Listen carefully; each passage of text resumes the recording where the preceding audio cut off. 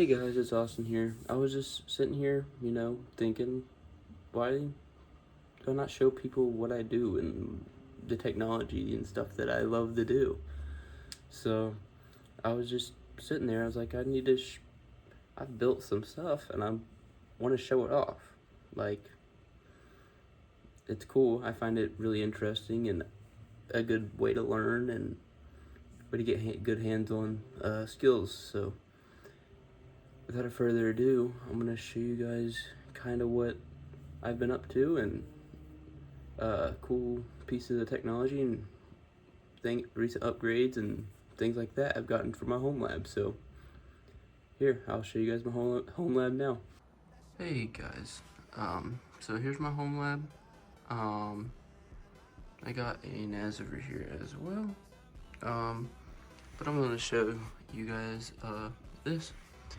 So I'll start with my network because most of this is network. Networking. This is a computer running Proxmox.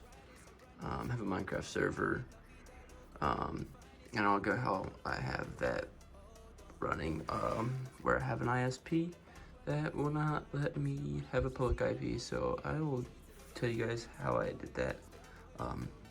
But for now, I'll start with how the networking, because to understand that, you'll have to understand my situation.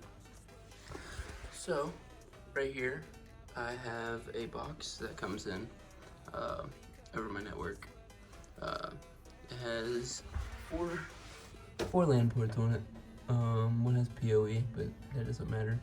I believe it's gigabit, but I don't fully get gigabit, so I don't think it's quite gigabit, but close enough. And that runs my WAN port into my router. That keeps my network, or my stuff, off their front-facing network for my apartment, because they have access points that everybody can use, but I'd rather have my own because I control my data. But this has 5 gigahertz and 2.4 gigahertz. This is a GLI Net Flint 2, I believe. I know they have a Flint 3, but I didn't need the Wi-Fi 7, or I think it might be 6E. But I just didn't need that. It's a recent upgrade that I just got, probably the most recent thing I've gotten. I was, before that, using this Raspberry Pi. This Raspberry Pi was my Wi-Fi router, and it did good. I had an antenna coming off here. Is this it? Yeah, this is it. I had this Wi-Fi, Alpha Networks. This is the second one that I had to buy, because apparently with OpenWRT they only have drivers for certain dongles. This was like 40 or 50 bucks. I know expensive, but it just worked. I downloaded a driver, it worked. So I'd have to write my own drivers or mess with the drivers in any way, so that just worked. That was really nice. And then I had a USB to RJ45, just like this one. That way I had a WAN port, and then I had a LAN port going into this switch, but don't have that anymore. And this was running OpenWRT, just like this one. GLINet is built on top, or user interface is built on top of OpenWRT, and you can switch to OpenWRT. OpenWRT. Shoo, hard to say when you keep saying it over and over. But yeah, so that used to be my router. There's nothing running right now. I think it's still on. Yeah, it's still on. It's not broadcasting any networks or anything. But I have this unmanaged switch here. This guy plugs into, I believe, port 10 of this patch panel, and this goes up into my unmanaged switch here. This goes to my computer, this goes to my NAS, I believe, and I'll get to that here in a minute. But there's not much. I can't remember what the second one does, and if I remember, I'll let you guys know in this video if I can remember. Probably won't though.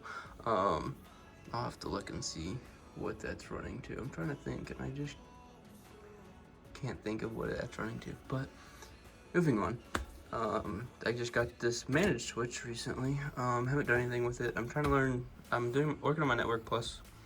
I have my A plus. I am an undergraduate student right now, but anyway, this is my managed switch. Got this for VLANs and subnets. Haven't done much with it or anything with it, as you can tell. It's powered off. It is set up, so I have gotten all that working. This is a what's it called?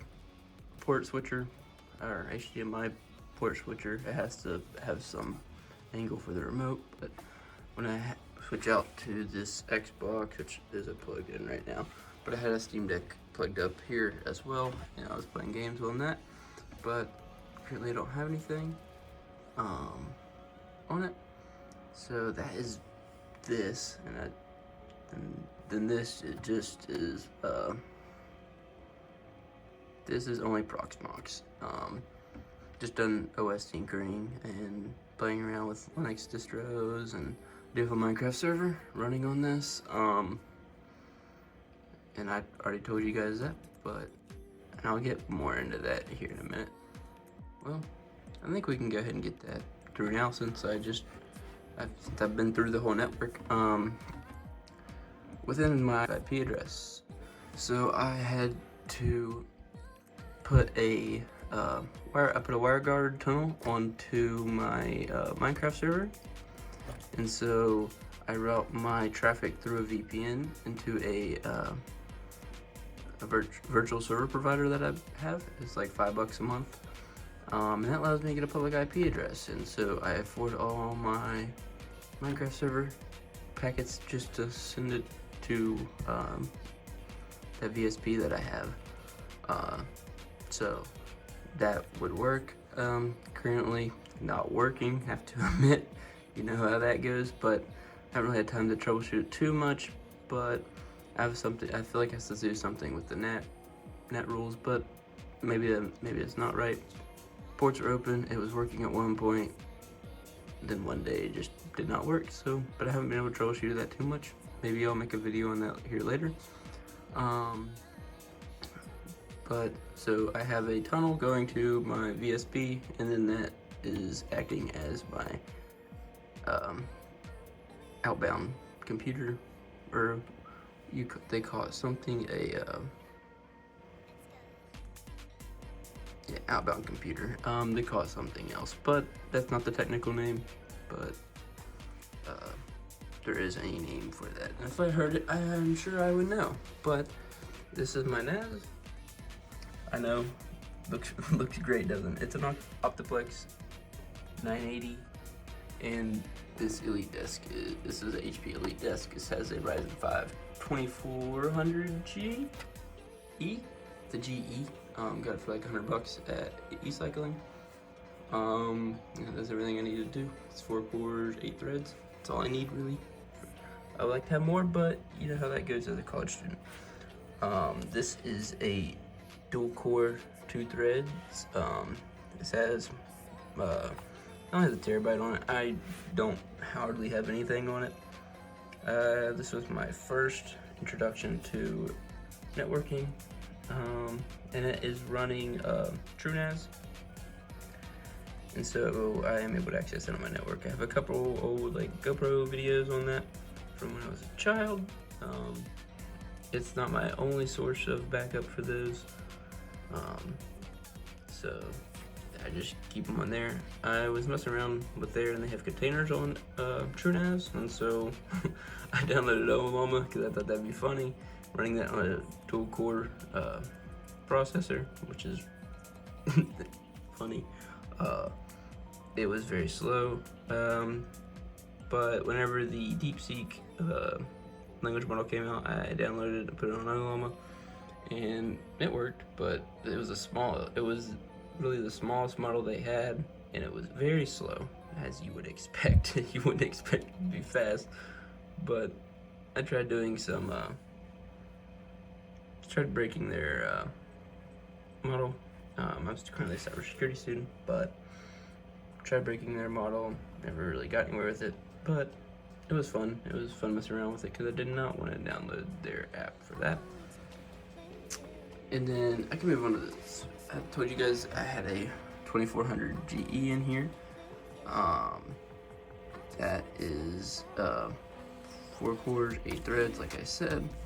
I did dish out some money for some RAM for this. This was before the RAM crisis that we're currently in. It's not DDR5, so it's not too bad anyway for price increases, but it's still increased. It's still been increasing a little bit.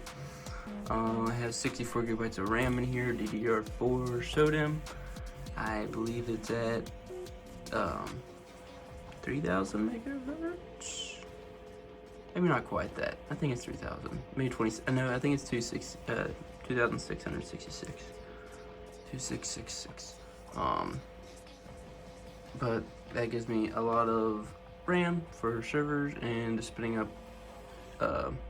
other VMs so I can mess around with that and learn, as long as hosting that Minecraft server. The Minecraft server I hardly ever played. It was just a test to see what I could do.